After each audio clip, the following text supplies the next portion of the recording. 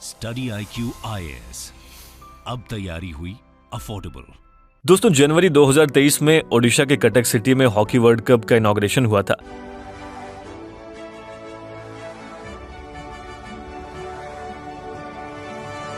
जहां दुनिया भर की हॉकी टीम्स वर्ल्ड कप खेलने आई और इसमें हमारी इंडियन टीम भी शामिल थी। अगर आपने गौर किया हो तो इंडियन टीम की जर्सी पर किसी कंपनी या फिर ब्रांड का लोगो नहीं, बल्कि ओडिशा स्टेट का लोगो लगा हुआ था। दरअसल साल 2018 में सहारा की स्पॉन्सरशिप खत्म हो जाने के बाद भारतीय हॉकी टीम को कोई भी स्पॉन्सर करने के लिए तैयार नहीं था। लेकिन दोस्तों, उसी टाइम पर ओडिशा गवर्नमेंट आगे आई और इंडियन हॉकी टीम को स्पॉन्सर करने का फैसला किया, जिसके बाद ओलंपिक में इंडियन टीम ने ब्रॉन्ज मेडल भी जीता।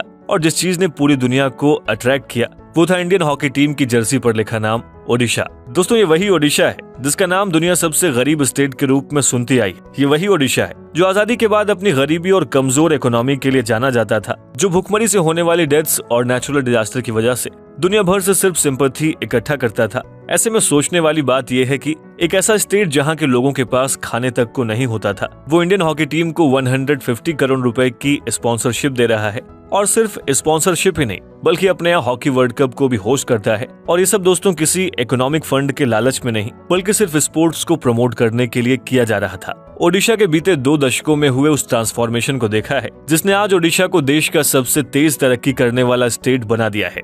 स्वागत है आप सभी का स्टडी IQ में। अनुराग पांडे नाम है हमारा, और आज के इस वीडियो में हम ये समझने की कोशिश कर रहे हैं कि इस ट्रांसफॉर्मेशन से पहले ओडिशा के हालात क्या थे, और ये भी समझेंगे कि आखिर ओडिशा ने खुद को इतना बदला कैसे। दोस्तों, वीडियो को कंटिन्यू करें उससे पहले आप सभी के लिए एक इम्पोर्टेंट अपडेट है।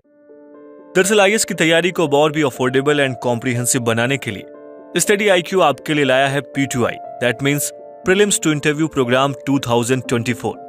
दोस्तों, इसके जरिए आप प्रीलिम्स, मेंस एंड इंटरव्यू यानी UPSC एग्जाम के तीनों स्टेज की तैयारी एक साथ कर सकते हैं। UPSC सिलेबस को कंसीडर करते हुए इस बैच में आपको लाइव क्लासेस के through basic to advance cover कराया जाएगा। साथ ही mentorship, test series, crash course, notes और बुक्स, ये सब कुछ भी आपको इस बैच में मिल रहा है। CIS live prelims to interview 2024 batch को अगर आप ज्वाइन करना चाहते हैं और आप AN लाइव कूपन कोड का इस्तेमाल करते हैं तो इस बैच की टोटल फीस 45,000 की बजाय आप इसे 29,999 का अवेल कर सकते हैं। इस बैच से रिलेटेड अधिक जानकारी के लिए आप स्क्रीन पर दिए गए नंबर पर कॉल कर सकते हैं या फिर वीडियो के डिस्क्रिप्शन बॉक्स में दिए गए कोर्स से रिलेटेड PDF को भी डाउनलोड कर सकते हैं। दोस्तों, ओडिशा भारत के ईस्ट कोस्ट पर बसा हुआ एक ऐसा स्टेट है जो बे ऑफ बंगाल के साथ 450 किलोमीटर लंबी कोस्ट लाइन शेयर करता है। नेचुरल रिसोर्सेज और मिनरल से भरपूर यह स्टेट ब्रिटिशर्स से पहले मराठा साम्राज्य के कंट्रोल में आता था, और देखा जाए तो 1803 में सेकेंड एंग्लो मराठा वॉर के बाद ईस्ट इंडिया कंपनी ने इसे अपने कंट्रोल में ले लिया और बाद में ये 1858 में ब्रिटिश राज के अंडर आ गया। दोस्तों, शुरुआत में ओडिशा बंगाल प्रेसिडेंसी का ही एक डिवीजन हुआ करता था और कटक इस डिवीजन की कैपिटल थी। अप्रैल 1912 में जब अंग्रेजों ने बंगाल का विभाजन किया, उसी टाइम पर ओडिशा बिहार के साथ एक कंबाइंड प्रोविंस बन गया। आगे 1936 में जाकर बिहार और ओडिशा प्रोविंस को अलग कर दिया गया और तब जाकर ओडिशा एक अलग प्रोविंस बना। दोस्तों, इस तरह से 1936 में आज के मॉडर्न डे ओडिशा की नींव पड़ी। लेकिन इस फाउंडेशन में गरीबी और औसत से भी खराब लाइफस्टाइल जैसे कुछ ऐसे फीचर्स भी थे।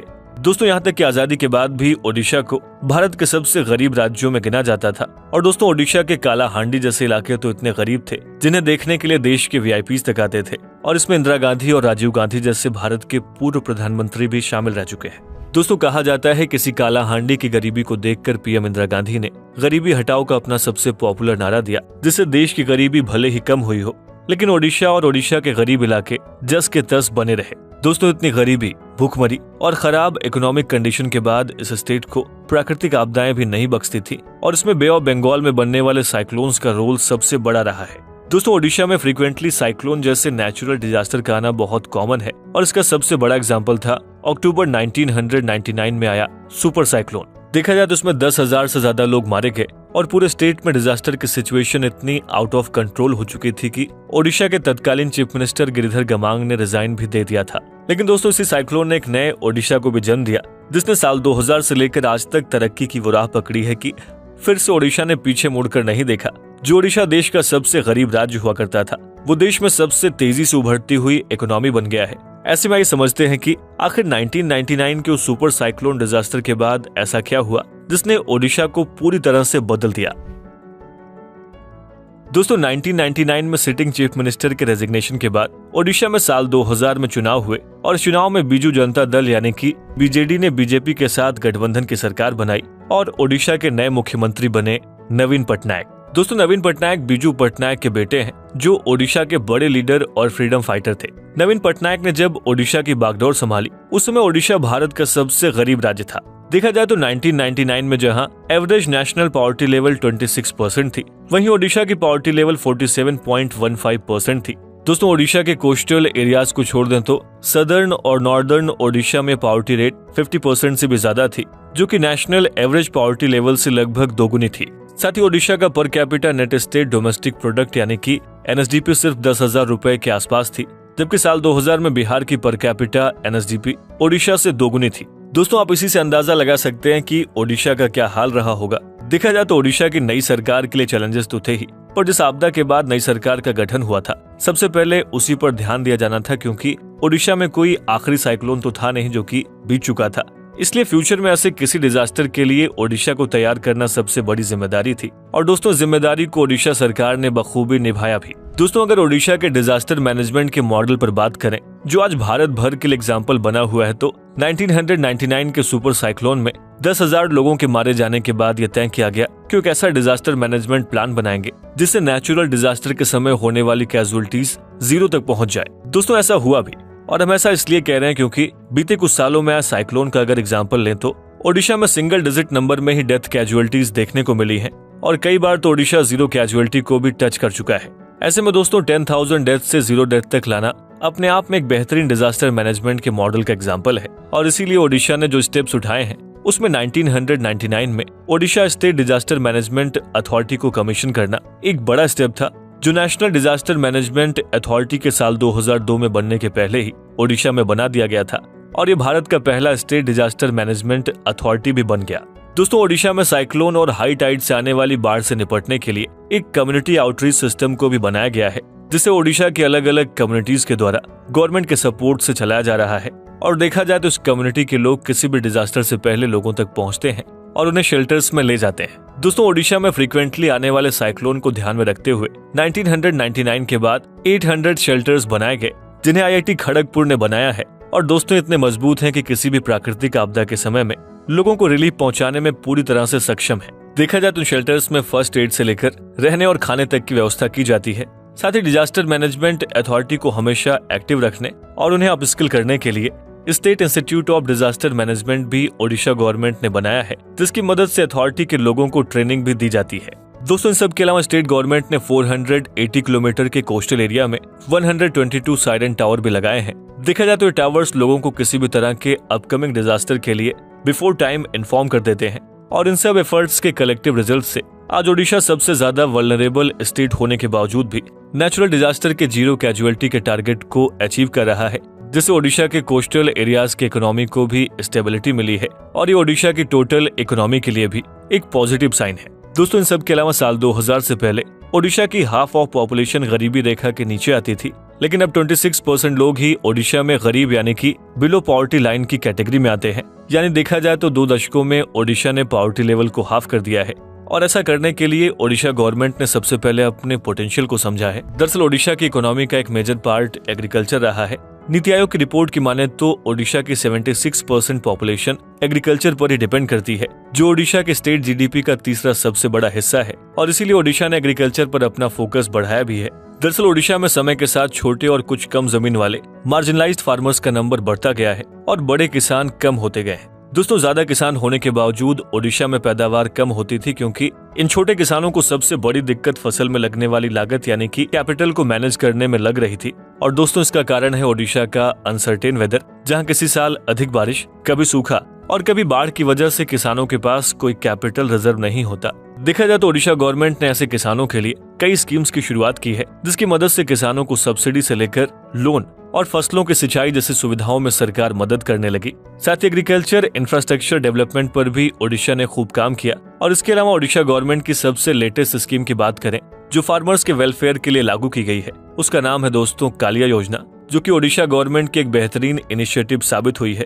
दरअसल इस योजना में गरीब किसान परिवार को 25,000 रुपए, फार्मर सीड्स, फर्टिलाइजर और कीटनाशक जैसे जरूरी चीजों को खरीदने के लिए डायरेक्ट बैंक अकाउंट में ट्रांसफर किए जाते हैं। और दोस्तों, इस स्कीम के तहत सरकार किसानों का बीमा भी देखती है और बिना इंटरेस्ट के 50,000 तक का लोन भी इन गरीब किसानों को दिया जाता है। दोस्तों, इससे हुआ यह है कि ओडिशा में जो किसान खेती छोड़ चुके थे वो भी वापस से अपनी छोटी सी जमीन पर खेती करने लगे हैं। और ऐसा इसलिए हो रहा है क्योंकि सरकार उनकी सिक्योरिटी के साथ ही कैपिटल डिफिशिएंसी को भी खत्म करने में मदद कर रही थी, जिसके चलते ओडिशा में फसल की पैदावार बढ़ने लगी। और साल 2000 से पहले जो ओडिशा अपने यहाँ पर खाने भर का भी फूड ग्रेन्स नहीं उगा पाता था, वो अब राइस का सरप्लस प्रोडक्शन करके बाकी स्टेट्स को भी एक्सपोर्ट करता है। दोस्तों, इससे न सिर्फ ओडिशा के गरीब किसान परिवारों की गरीबी दूर हुई है, बल्कि जिनके पास खेत के लिए जमीन नहीं है उनके लिए भी सरकार 1 रुपीज पर केजी में चावल प्रोवाइड करवा पा रही है।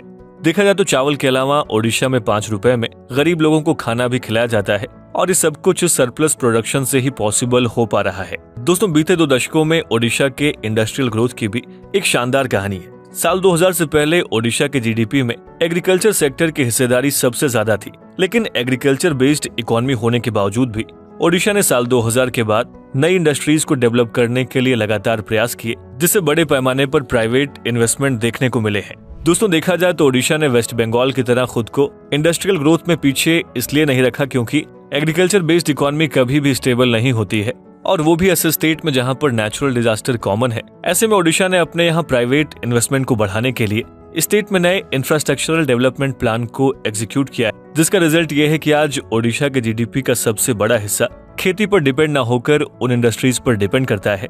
और दोस्तों, कंपनीज भी ओडिशा में अपना मैन्युफैक्चरिंग प्लांट सेट कर रही हैं।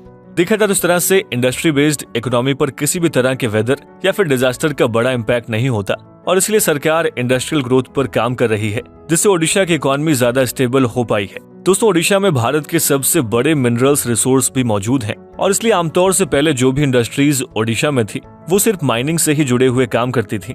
लेकिन देखा जाए तो इस समय ओडिशा में मैन्युफैक्चरिंग सेक्टर माइनिंग सेक्टर से बड़ा हो चुका है, यानी प्रोडक्ट्स की मैन्युफैक्चरिंग ज्यादा हो रही है, जिससे ओडिशा को भी ज्यादा फायदा मिल रहा है।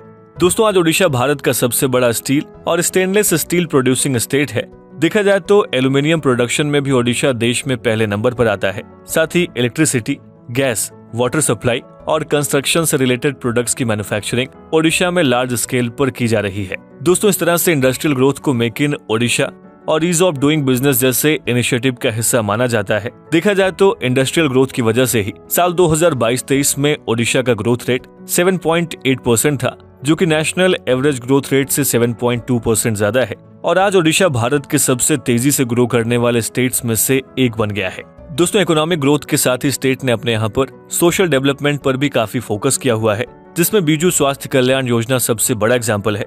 देखा जाए तो इस स्कीम के तहत ओडिशा में रहने वाले इकोनॉमिकली वीक फैमिलीज को 5 लाख तक का मेडिकल प्रोटेक्शन मिलता है, जिसे किसी भी सरकारी या फिर प्राइवेट हॉस्पिटल में इलाज करवाया जा सकता है, और दोस्तों उसका बिल गवर्नमेंट पे करती है। दोस्तों, इन सब के अलावा विमेन रिप्रेजेंटेशन में भी, जिसमें पहली बार ओडिशा के पंचायत चुनाव में 50% विमेन का रिप्रेजेंटेशन मैंडेटरी कर दिया गया है। साथ ही सरकार द्वारा विमेन को एम्पावर करने के लिए मिशन शक्ति भी लॉन्च किया गया है, जिससे ओडिशा की 70 लाख महिलाएं जुड़ी हैं, और दोस्तों इन महिलाओं को सपोर्ट करने के लिए 6 लाख सेल्फ हेल्प ग्रुप भी बने हुए हैं। देखा जाए तो इस स्कीम के तहत Odisha government her self group को 5 लाख रुपीज बिना किसी इंटरेस्ट रेट के लोन के तौर पर देती है, जिससे वो आसानी से अपने लिए कोई small and medium industry set करके सेल्फ डिपेंडेंट हो सके।